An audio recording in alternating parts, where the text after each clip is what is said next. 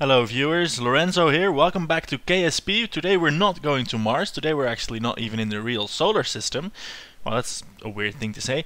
We are checking out the Asteroid Redirect Mission Update. It's built as 0.23.5, sort of an update and a half. And here today we have a completely stock game. There's no modifications, nothing, this is just as you get it from Steam or the store or what have you. One thing that's immediately apparent is that we now have a time warp slider, well, a time warp toggle here in the Space Center, so this is nice. We don't have to switch to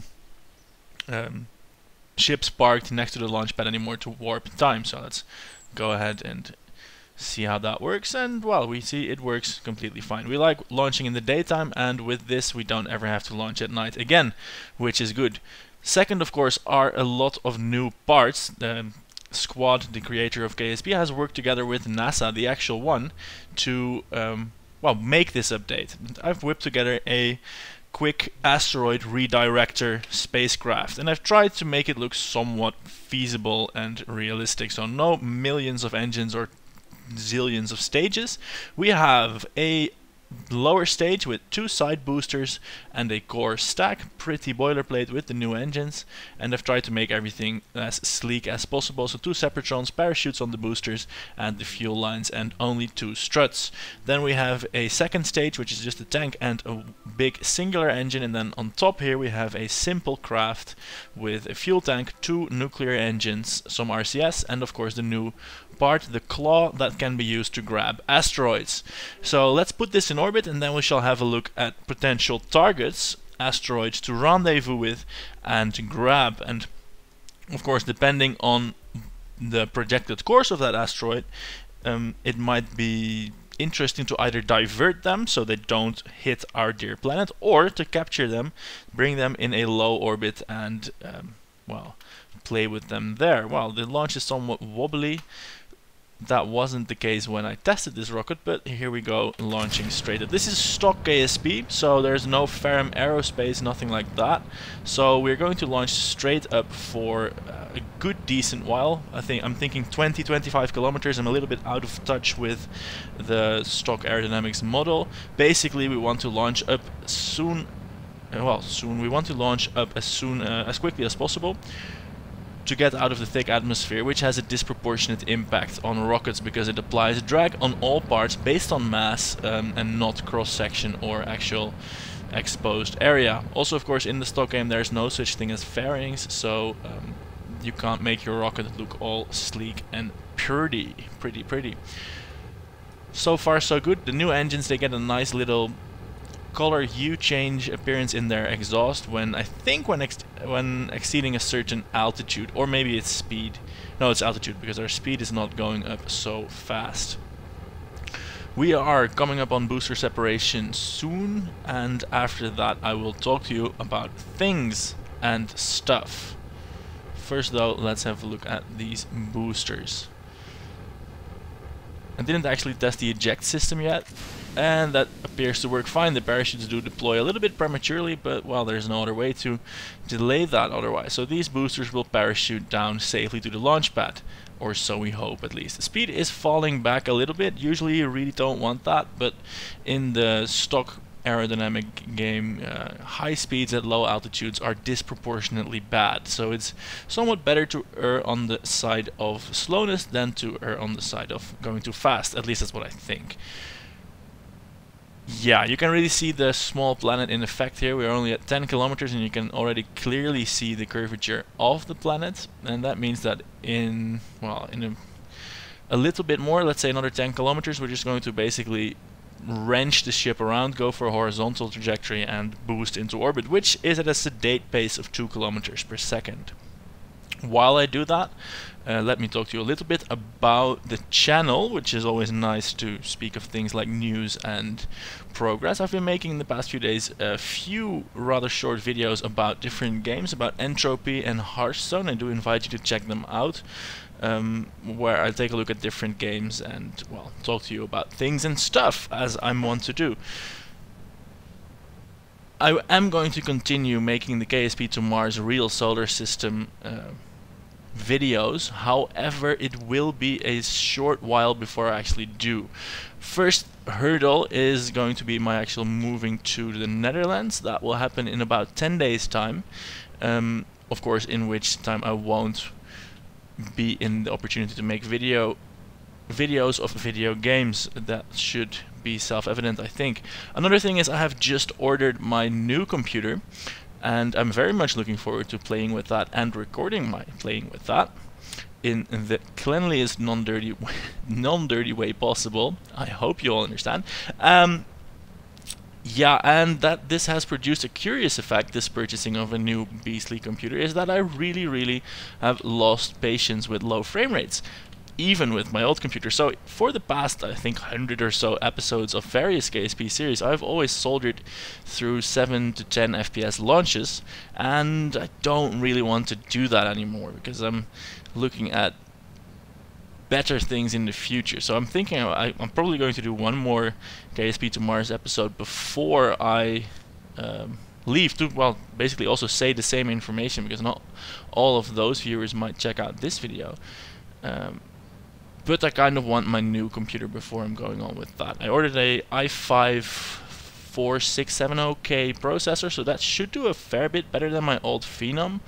An R9 290 graphics card, 16 gigabytes of RAM, 500 gigabytes of SSD storage, and a terabyte of magnetic storage, which should, in all hopefulness, in all reasonableness, in all probability, that's a good one, which should in all probability run KSP pretty much better than what I have now, and also pretty much knock out all other modern games, and even I hope Star Citizen, which is sort of the reason well, not the reason I bought a new computer, that I wanted to do for a while, but it is the reason I got almost the biggest graphics card I could see in the store. So now the wait is on for those parts to be delivered to my new home in the Netherlands.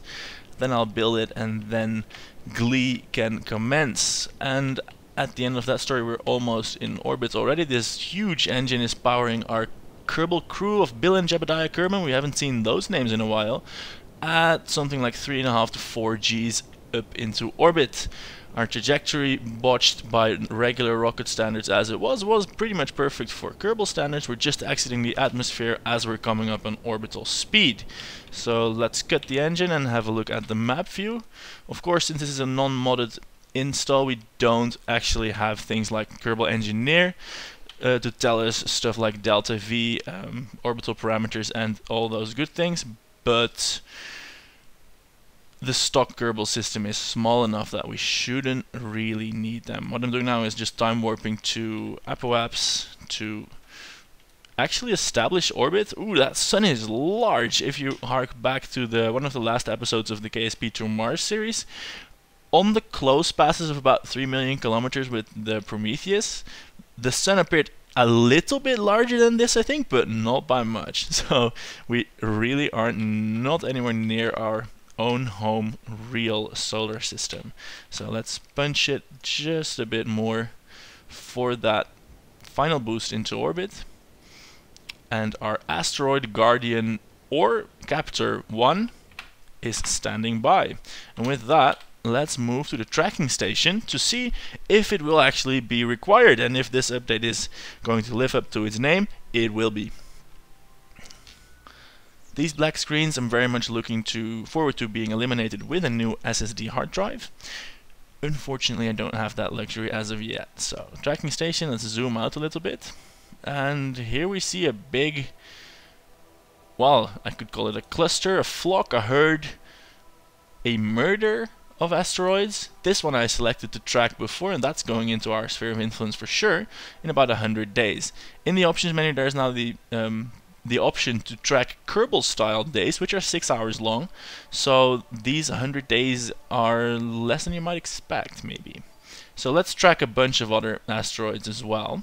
You hit this button, and as far as I can tell, you immediately get full tracking resolution. Maybe these paths are predicted.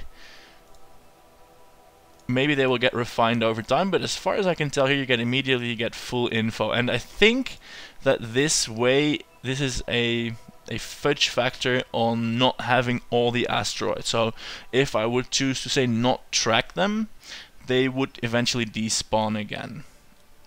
That's my guess though, I'm not sure about that. Let's see which one is going to intercept soonest. This is 78 days. This happens... Ooh, this one gets really close. 3,000 kilometers, that's not high. This one gets really close. This got to 100 kilometers. We're gonna get this. This is nice. This is fun. This is interesting. We're gonna grab the one that comes to within 100 kilometers. We're gonna say we're gonna push that thing away. That's dangerous. That's 30 kilometers from our dear atmosphere. So we're going to keep that one, and just to clear up, we're going to stop tracking. You may not be able to find it again. I think my suspicion was correct. Yes. We're going to keep the one that goes to 100 and just stop tracking the rest. This is the same what I did in the KSP to Mars thing when I cleaned up. When I was deleting vessels, I was saying we're losing the tracking info. When of course we were just deleting them. 100 kilometers. This one, we're going to keep that one. So stop tracking that. Of course that periapsis could be at any inclination. So fortunately our ship has a lot of delta V still to spare. So let's go ahead and time warp. We can also now time warp from the tracking station, which is definitely a good thing. Let's time warp until, well, until that happens. This is definitely feeling more perilous than the solar system felt before, with these rocks all converging on Kerbal. I understand they of course had to spawn a bunch of asteroids so that you know can choose one and actually have an asteroid to go to, but it's a bit doomsday when you just load up the game and there's like 20 asteroids heading for the planet. It's like nice. I do wonder if this 5 days for the Kerbal encounter, if this asteroid detection is going to be influenced by your ships at all. I think it is, or at least we're finding these from Kerbal, and I wonder if you establish a presence on like Duna or Eve or anywhere else, if that changes, if you can then spot asteroids elsewhere. Oh, stop. Okay, yes, here we go. We have an asteroid encounter at 100 kilometers, and let's head back to our ship and see if we can do anything about that. Of course, this is probably not the best way to go about grabbing an asteroid, because we are going to meet it when it is at its lowest point. Set as target. And of course, if we were to... This is actually on an intercept course. This is going to crash on the planet. Oh shit, that wasn't... Yeah, so that tracking data is definitely inconclusive. Okay, we are now in crisis mode. This is heading for the planet. We cannot have that. Okay. We need to change our inclination radically. How much time do we have before this happens? Can we tell that? No. Okay. We need to change our inclination by a lot. We need to completely change our inclination. We might be better off with a new launch. But no, these guys are in orbit now. And we have a 62-degree plane change to perform. Let's do it. We need to nudge it not by a lot, but by a bit, so that our planet does not get destroyed. Holy shit, that's a surprise! Let's see. That's about it. Is this a matching inclination now? Yes, it is. This is a big burn. This is definitely a big burn. We don't want it to be that big though. We want it to be a closer orbit so that we can actually meet up with the asteroid. What? I'm not understanding this. I'm not doing this properly, am I? No. I'm not getting why.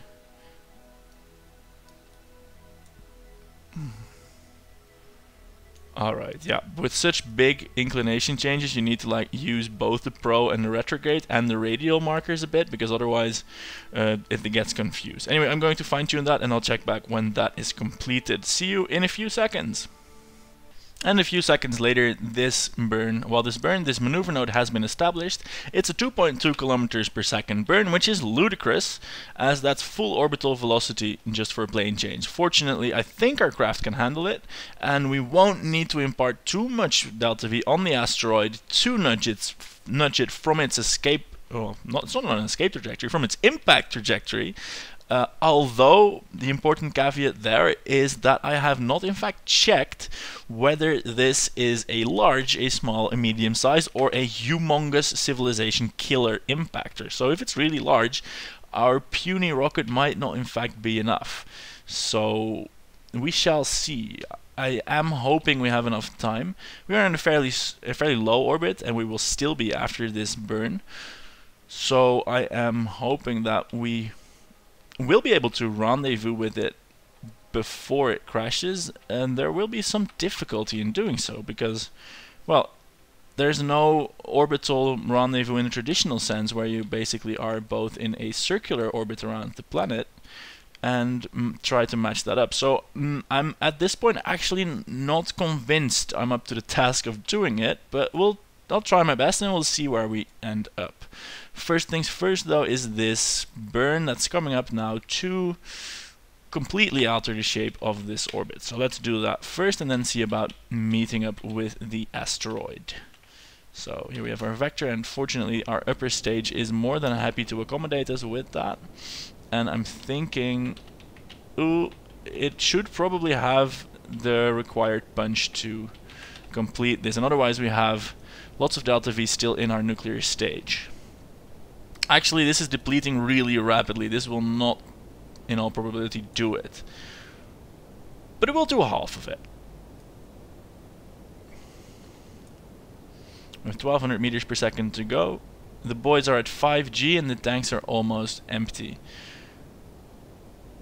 This fuel could have been used very well by our nuclear engines to push the asteroid somewhere. Wow, look at that. This stage will in fact end up doing it, or at least almost all of it. So we have 339 meters per second left to burn by these nuclear engines, and this is also the final stage of our rocket. So if this can't do it, the planet, or depending on the size of the asteroid, the city is screwed. The stakes are high today. And of course no engineer, so no readout on how much delta V we have, but it's going to be a lot because there is almost no payload, just the nuclear engines, the fuel, and of course the grappling hook. So this should go far. And it will also take a little while.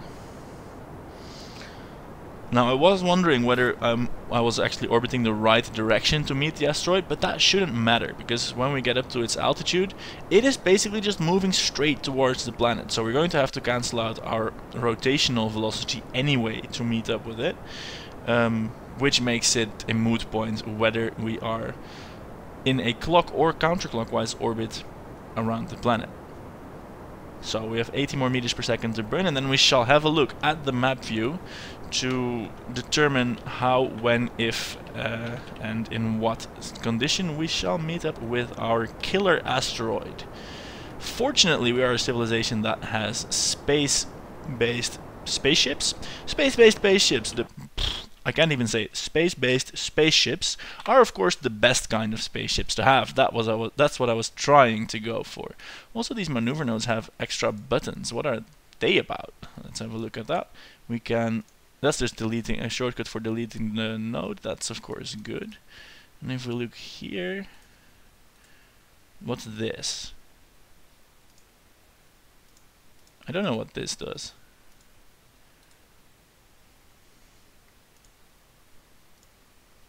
I don't know what that does. Anyway, we are now in a coplanar orbit with our killer asteroid. It is heading from that direction, so we are just going to burn here, go forwards, and see if and how we might meet up with it.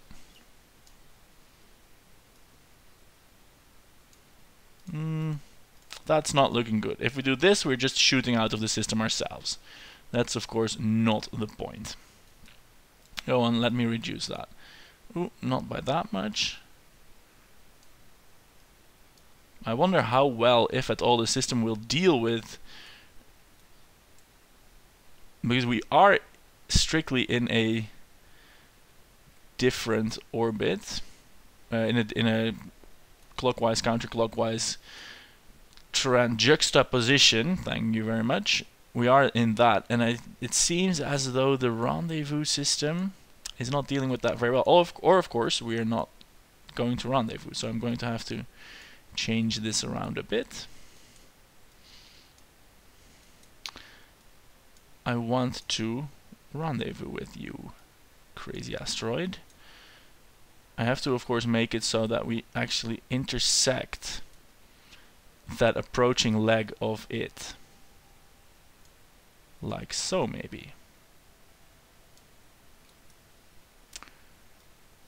Yes, that was looking more like it. Go on.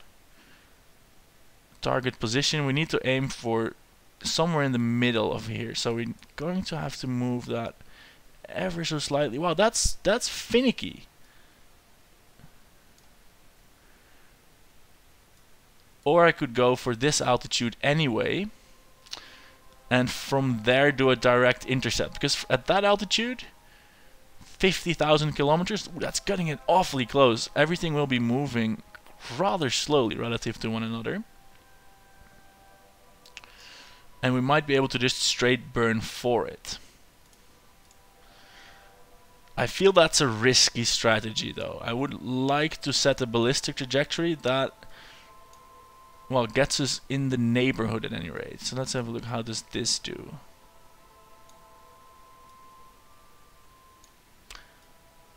What is it actually telling me? That at the point here, at our apoapsis, and that's at 5 days, the asteroid will be here. So we're going to boost that up a little bit more to like here, and then we will see if we can fine-tune that like on the way there. So we're going to do this burn,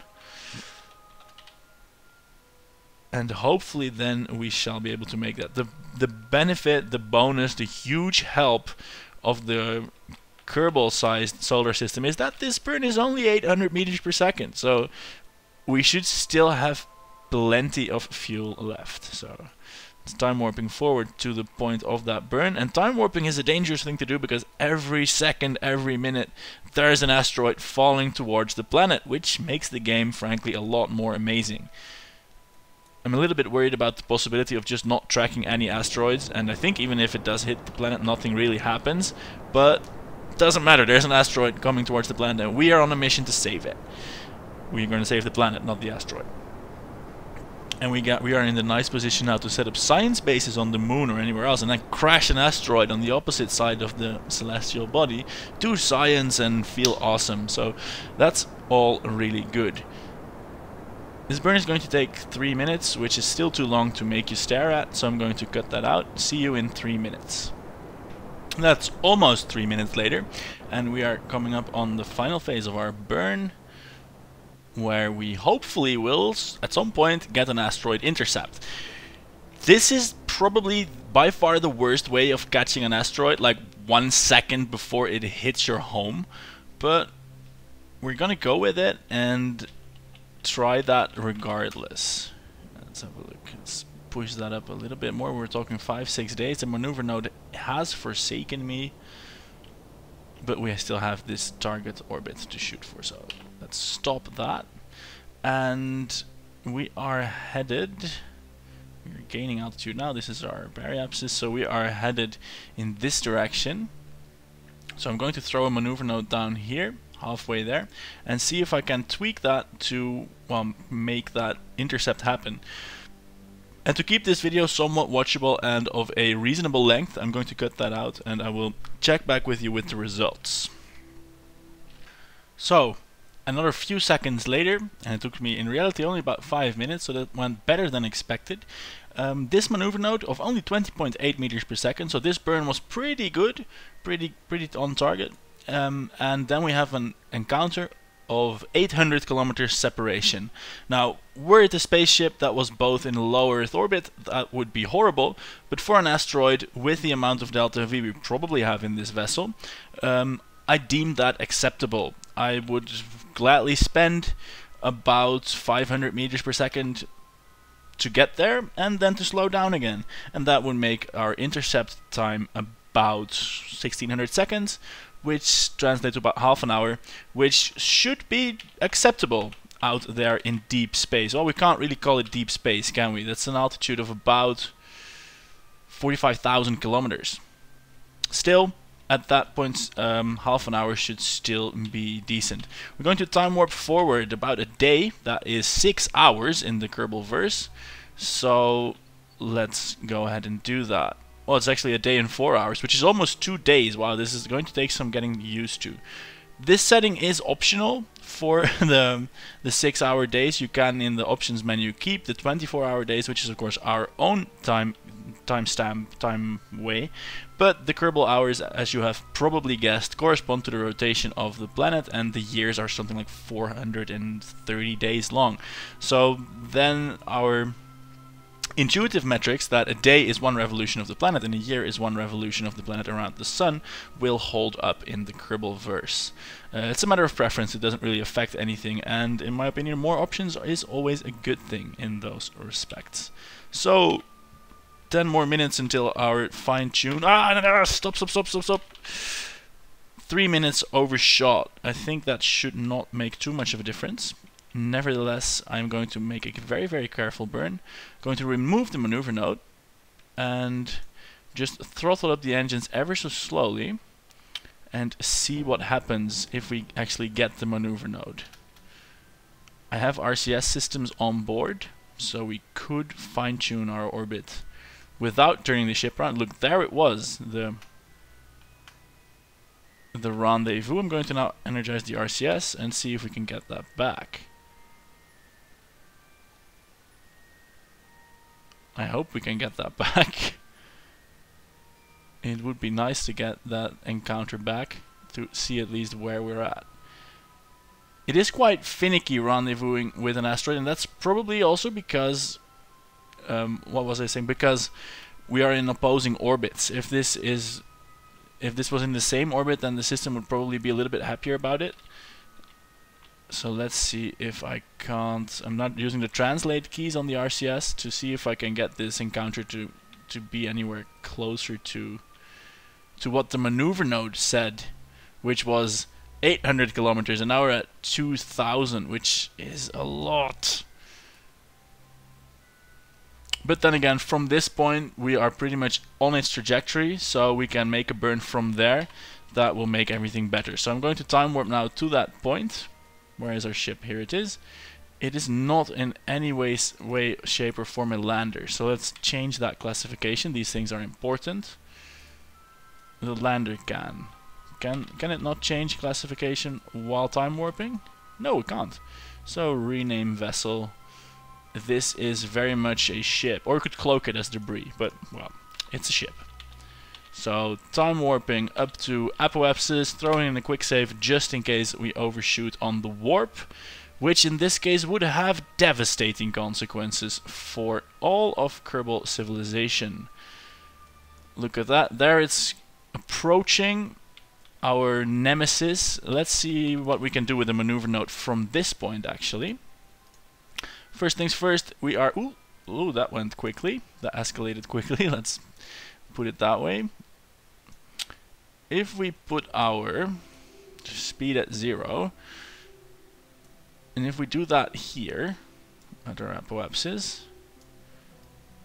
then we should... I don't know what to do here. The maneuver node system is useless in this case because, well, let's face it, it's fiddly when things are revolving around a 0. So, what I'm going to do now, we are basically on the path of the asteroid, at least almost. Then I'm going to cancel my orbital velocity. Let's see, is that is the actual intersect. Wonderful. I'm going to cancel my orbital velocity and then boost towards the asteroid. Now this couldn't really be done in real life because the delta V's are too huge, but we are in a small solar system, so we're talking hundreds of meters per second of delta V, not thousands. So we can easily do that. So, and I think our orbital speed, and that's also why I was getting confused. I was in target relative mode trying to remove 300 meters per second of orbital speed, whereas that would... but that's actually like 4 or 5 times orbital speed. So in another few seconds we will be motionless relative to Kerbin, and that will last for a few moments, because then we will start falling back towards it. Look, now we are on an intercept course, a collision course as well. Isn't that wonderful? And the maneuver node system doesn't know what to make of this. It's throwing a disco show. Or it's panicking because doom is impending. Anyway, what we do now is we point towards our target and, well, boost for it really. We're just going to fly towards it. 280 meters per second. That means that that is now falling at 280 meters per second because we are under it motionless. How? Stop. How is our target relative speed increasing? Oh, because we're going towards it. That's the point. Wonderful.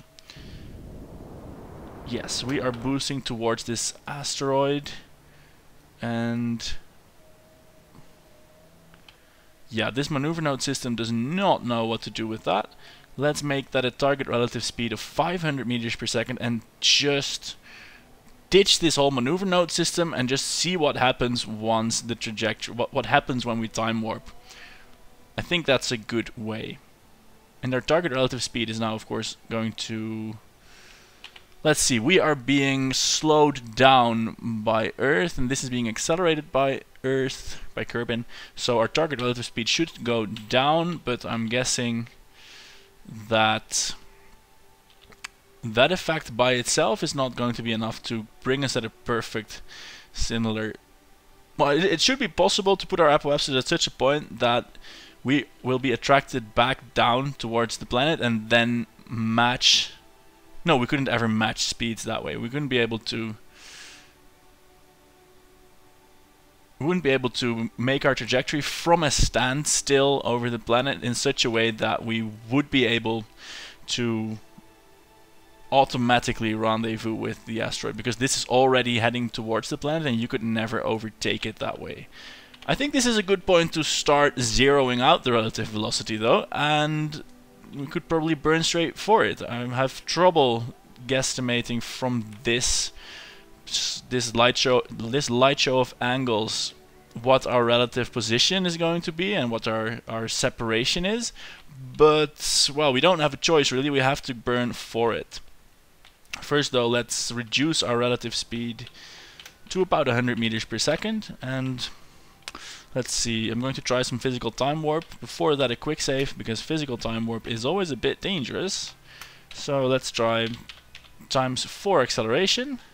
Ooh, there's something happening with the light show. And our target relative speed is... Oh yeah, we're now accelerating towards the planet, of course.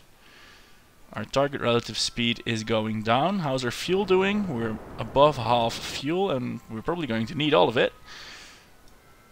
Oh, look at that. We are now slated to meet on Earth at the impact crater. Well, that's not going to happen.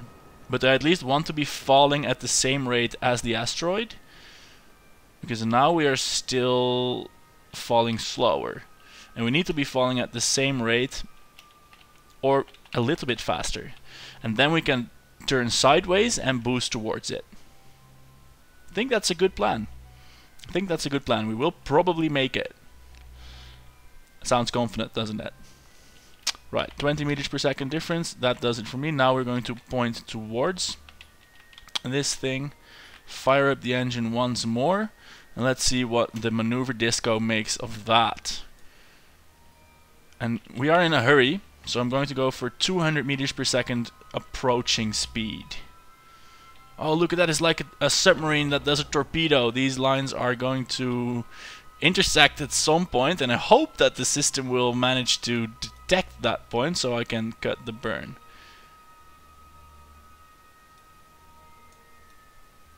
Right on. Is that going to meet up though?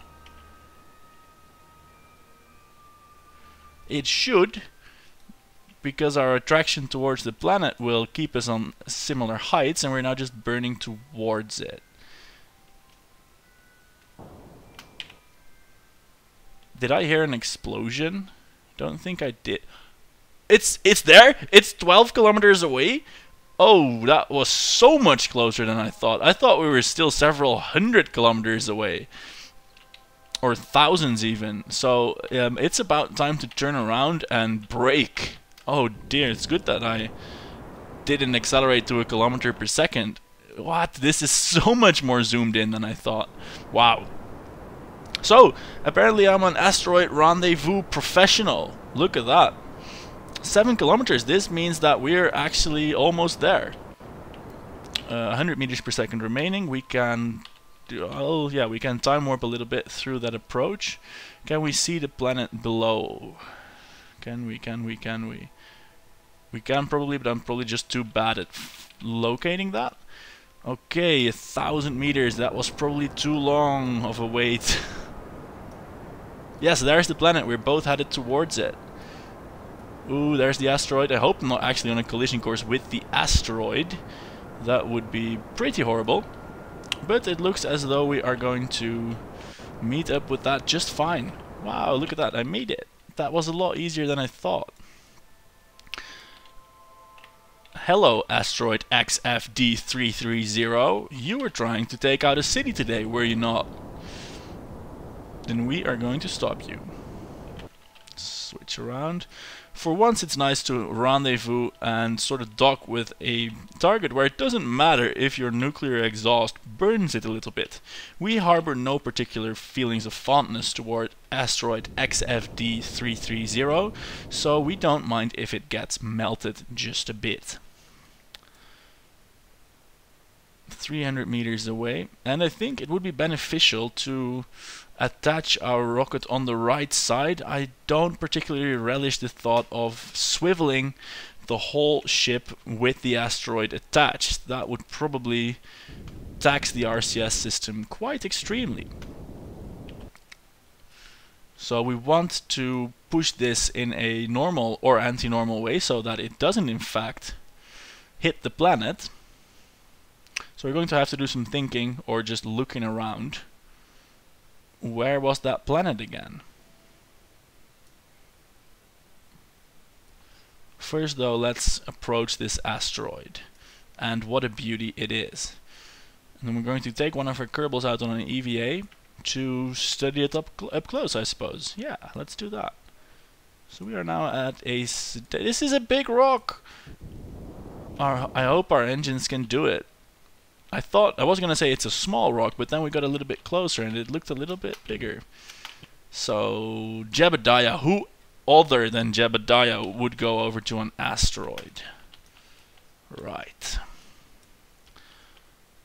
We have his helmet cam lights on, and I'm genuinely curious if you can do science on an asteroid, or if there are caves in the asteroid. Can we go inside of it? No, that was wishful thinking. That was just a texture or something of that sort. So, let's see. Can we plant a flag on that?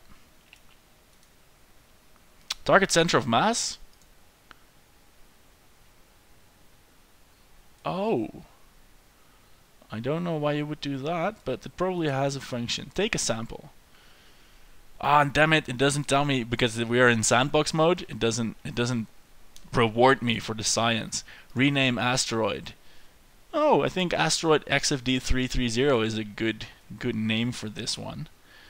Let's see, where is our planet that we want to save? We don't want to accident. Look how happy he is. I'm as happy. I'm as happy with this asteroid.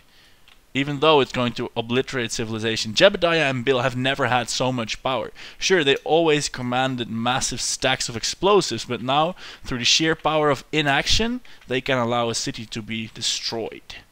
Yes, but they are good astronauts and they will not. They will in fact do their level best to ensure the survival of their brethren so that they may one day launch into space as well.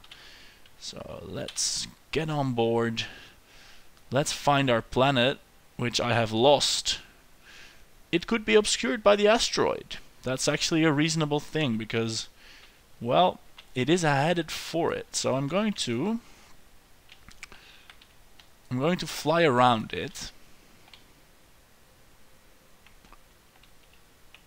Oh no, yeah, of course that's I understand the target center of mass thing now, because if we attach the ship to the side, we won't be able to push it so efficiently. So I have no idea how to go about that. Probably by just going towards the center of mass thing and then swiveling it like that. But we do of course need to find our fair planet so that we may push it away from it instead of into it. And we are now pointed almost down. Yes, I think it was being obscured by... I think we should see a Kerbal rise from behind this asteroid now. Because we are of course like the sailors of old doing everything visually. Oh, look at that, a spaceship shadow on the asteroid. Or if we point straight down and we find the planet is right there. It's just... how on earth do you go about locating a planet? Am I just being too stupid? Ah, there it is. It's quite dim, that's all. So we want to be pushing it from like that black crater. That's what I'm going to try for. So we want to shove it to the side. We just don't want to be pushing it straight up or down. That would be wasteful, but I don't really care about the specific orbit it's going to get into, as long as we are going to avert it from the Earth. Yes, I know I could have quite probably used the nav ball to figure this out, but as I said, like the sailors of old, we do everything visually. I'm going to target that spot. Let's use the RCS system to slow us down, which is not up to the task. Monopropellant, we do have enough of that, fortunately. So now from here we have the target the center of mass option enabled. We are going to try and hook onto this asteroid so that we may push it. Locking that down, engaging, arming the advanced grabbing unit. It's not a ramming unit, so our approach speed is going to be slow. 0.5 meters per second. And I am going to slow that down even more, because of course the fate of the planet depends on these guys.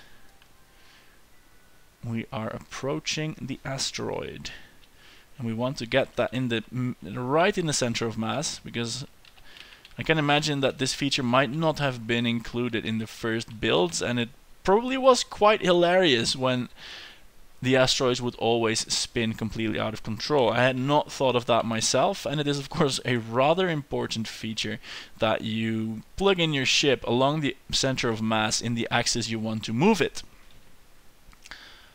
And I am genuinely curious how effective this little tug is going to be, and in fact how massive this asteroid is, because look at it, it's huge.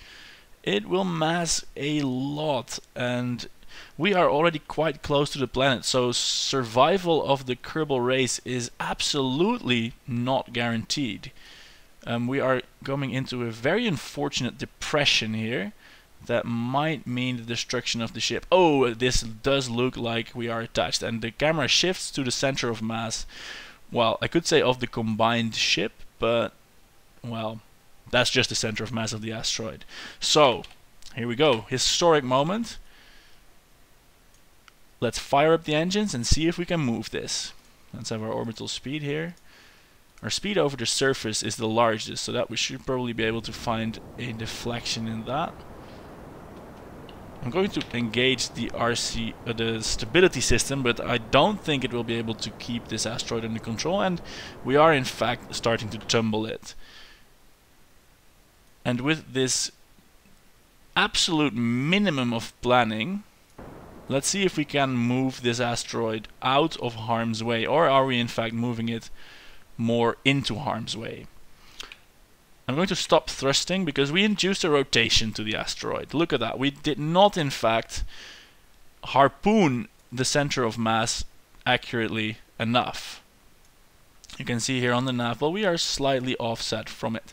So now we shall move the nav ball to time the burns with the rotation of the asteroid, so that we are burning straight radially. I'm in fact going to use a maneuver node so that we may align our burn vector with the maneuver node.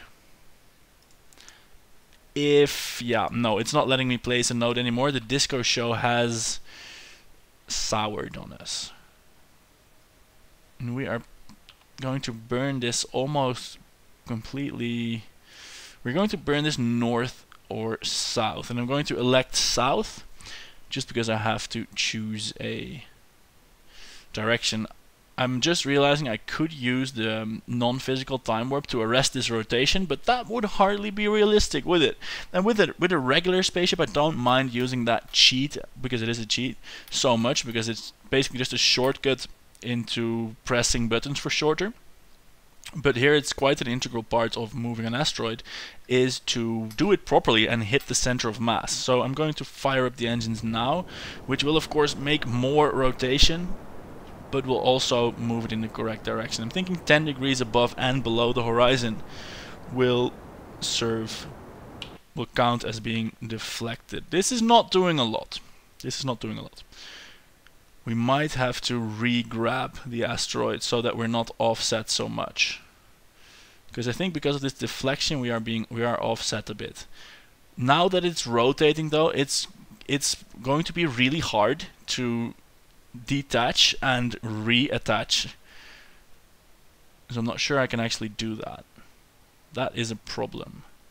That is a definite problem. I'm going to increase the duration. I'm going to increase the span of the allowed burn, which will start as soon as our vector drifts over the north pole, so to say, over north, and then the whole swath down to the horizon and a little bit under it, because then we might be able to see a little bit of influence. And I'm going to try steering the rocket. Maybe that helps, but I imagine that effect would be far too small to have any noticeable effect on asteroid rotation. However, the Kerbals have done their first feat of celestial engineering, because even if it's insignificant, this asteroid has been affected by little green hands. And I'm going to do physical time warp to get to the next burn phase. This is a bit of a bummer. Why is it rotating so much? I want to move the asteroid, but for that I do quite need to grab it in a different place, because we have now altered its movement, altered its speed by not even a meter per second. So we need to grab this in a stable position. I am going to use the time warp cheat, but then I'm going to undock and reattach. See if by doing this again we can nail it in the center of mass. That is important. So let's wait until this is actually facing the sun and do that. So thanks a lot for that. Let's see if we can let go. Ooh, the camera is not happy with me. Let's see if we can let go of this. Release. Free pivot. We might not have to do anything. We can do it like this. Yes, this is a smart system. People thought about things. Thanks, ground-based engineers. Look, we can steer our ship right in the center of mass and then lock the pivot. Let's get that as close as we can. Lock it. And we might have a problem now that we are...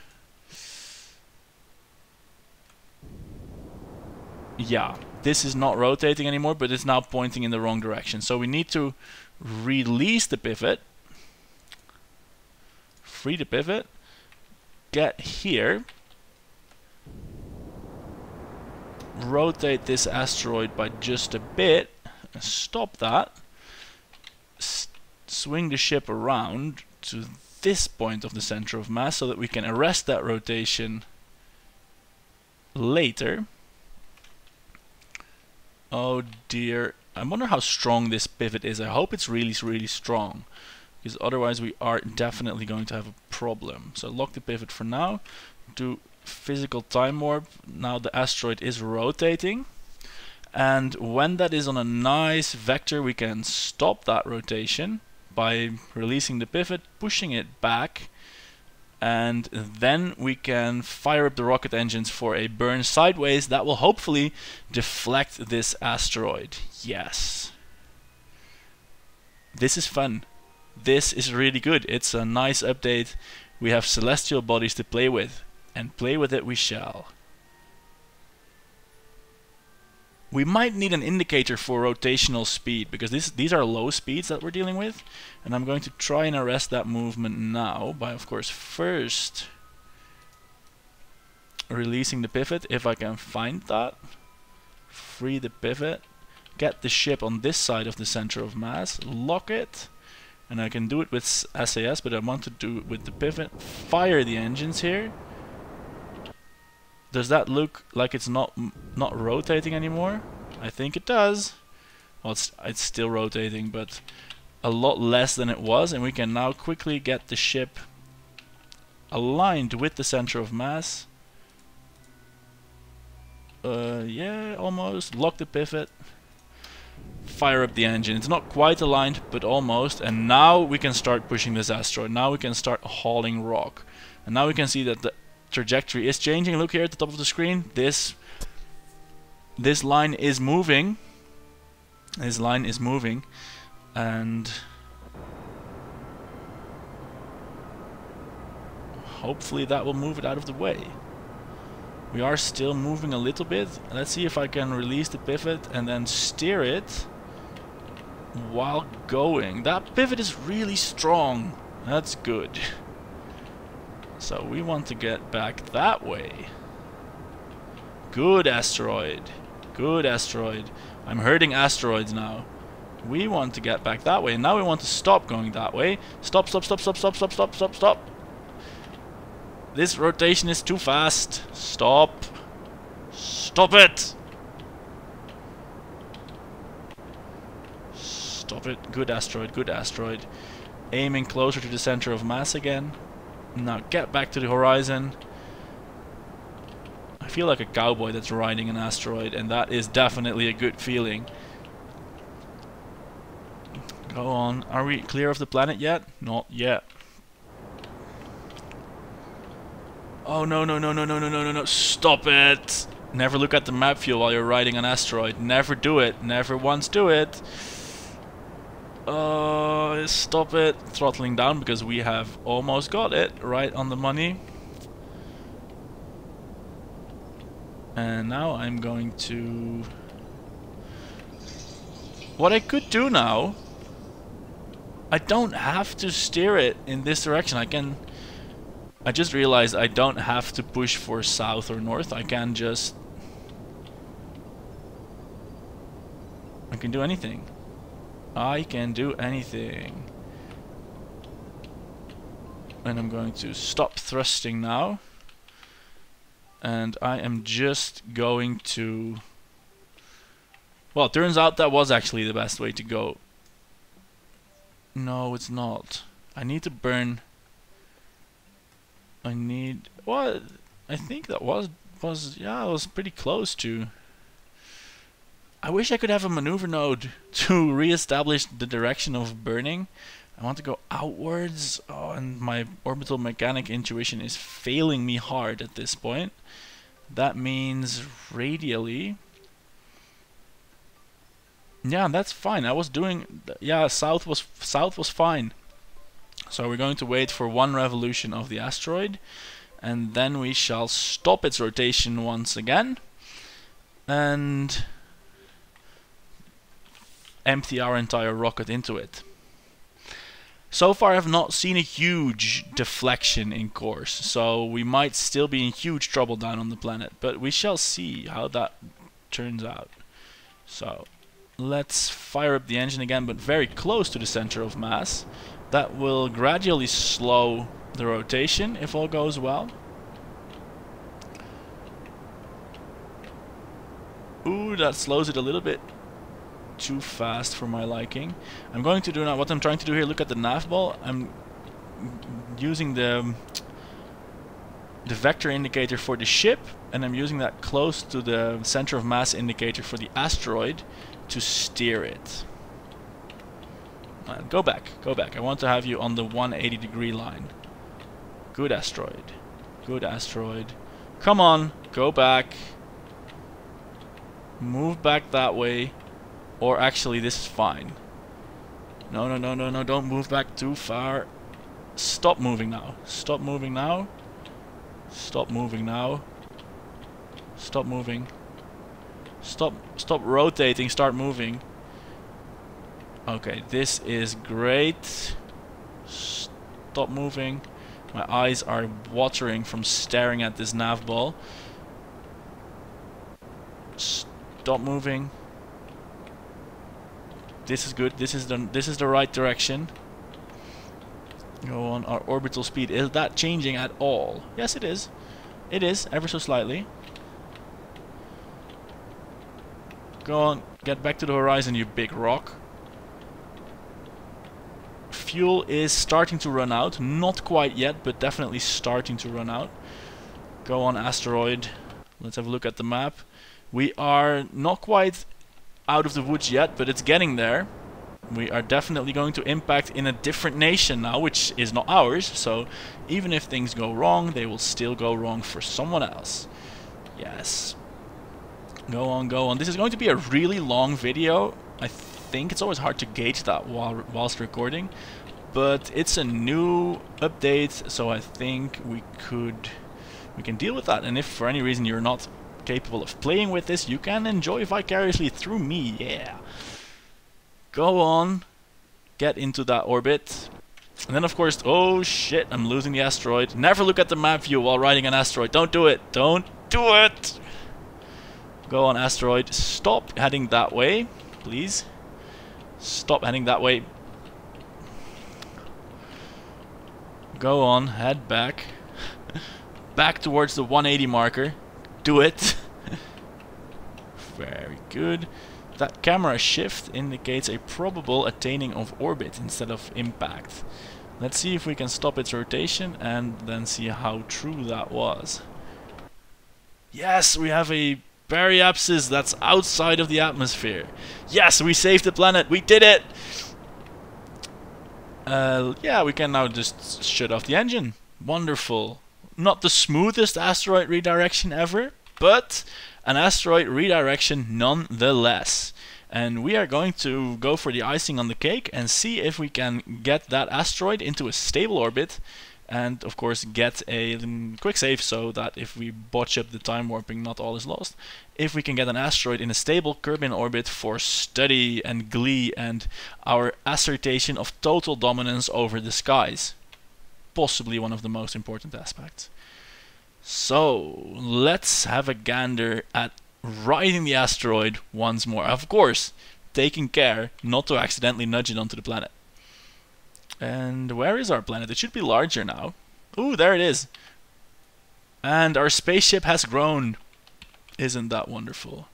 So we want to target the center of mass. So we still want to do that. And we need to rotate this asteroid now to a retrograde vector. So we need to turn it around. And we're going to do this with low thrust. Is the pivot now actually locked? Free the pivot. I think the pivot might lock upon time warping. That would make sense. Ooh, look out! Low thrust asteroid rotation. This capsule, by the way, does have landing gear. Well, not landing gear, but it has landing parachutes. It's fully landing equipped, so Bill and Jeb can survive this endeavor if they save the fuel for that. So is this asteroid now actually starting to turn around? Yes, it is. We can stop our engines and get into a position to stop its rotation. And have we accidentally put it on the collision course? No, we haven't. Ooh, the possibilities for disaster with this update. You can accidentally put asteroids on collision course. I think that is the one tagline. This is the only tagline a game like this needs. Warning, this game has potential to put asteroids on collision course. that's it. Everyone will buy that game. Maybe I should not do marketing, but I think it's good. We're rotating, but not quite towards the retrograde marker. Let's try that again. Nudge that asteroid that way. Go on. Full burst. Go that way. This is looking a lot better. I don't know by how much we need to change the speed to make this orbit a stable one, but it's not going to be much. Oh, because this is almost a closed circle. So we might be able to do it still.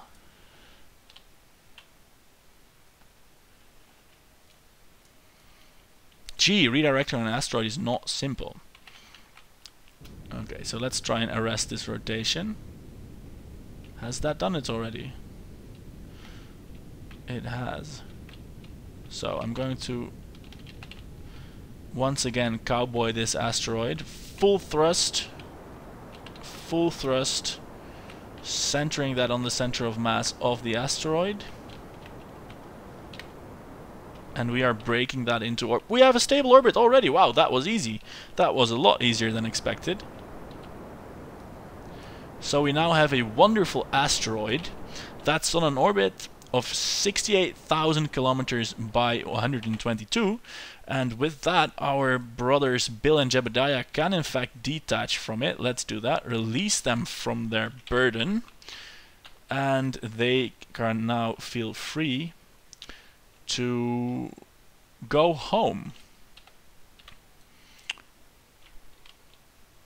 I wonder if they can make that from here. They're gonna try it anyway. They're just going to burn straight for home, because that's how they do it in the movies. And we just did something out of a movie. We redirected an asteroid. We saved the planet. We saved the planet, and then we made it a new moon. That is wonderful. And if I can get my KSP to Mars installation working, one of the first things we're going to try, grabbing an asteroid, bringing it back. Of course it will be orders of magnitude harder with the real solar system, but we have orders of magnitude more powerful rockets in the fusion engines and stuff provided by KSP Interstellar. So we might just be able to do it. And that was my neighbor's buzzer. That confused me thoroughly. There was a noise in the wall for a second. Yeah, so we're going to get asteroids for science in KSP Interstellar as soon as I get my nice new computer setup, and as soon as the mods become compatible, because I'm already running a few versions behind the cutting edge, and well, there are new ones, and I want to make sure that everything is up to date before jeopardizing my save file, really. So we have now a periapsis that will in fact re-enter. Wonderful. And of course one of the benefits of running a stock game is that there is no such pesky thing as re-entry heat. So we can just slam these guys into the ocean with reckless abandon, and indeed we shall. So just to give this episode, which I think will run almost over an hour, a semblance of completion, we will keep running until they are in fact home, but we can rest assured that they have done their duty for Mother Kerbin and saved us from asteroid doom. Right, let's get rid of this nuclear stuff. We can pretend that stayed in space. Of course it didn't. And energize our favorite function, which is the time warp. And this weird crane looking thing, this is an amazing piece of kit, this claw, I love it. Coming in over the ice poles, yeah, our nuclear engines are nowhere to be found. They're right there. They're nowhere to be found. They were safely left in space, and we're now entering with just the capsule, some asteroid samples, and of course amazingly happy Kerbals. And this is still taking too long for my liking. Let's honk it on the time warp. Look, we get the re-entry effect, and unless they added sneaky consequences for re-entering like a movie star, we shall be completely fine through this. So I feel happy activating ×4 time warp. That's not a nuclear stage burning up in the atmosphere over there. Let's quickly rotate away from that. Everything is fine. There is no environmental hazards descending over this lovely planet that will see another day without firestorms, tsunamis, and city-wrecking disasters. The asteroid is safe and sound in space, and we'll send a telegram to all our friendly neighbors that we do now have the capability to redirect asteroids onto their cities if they do not give us gold. Parachutes deployed. That should all be fine. I'm going to reduce the time warp once we go past that magic, well, when we go past that magic 500-meter barrier, which rips parachutes off if you dare to be at time warp. We can retract the claw. Oh, that's a nice animation. Well done, guys. An amazing update to an already amazing game. So if you haven't yet, and this comes as a surprise to you, go on over to the store or on Steam if you have it there, get the update and start playing with Asteroids. And wow, they are fun. They are more fun than I actually anticipated. So let's wait till splashdown. Then I'll say, I'm Lorenzo. Thanks for watching. Goodbye.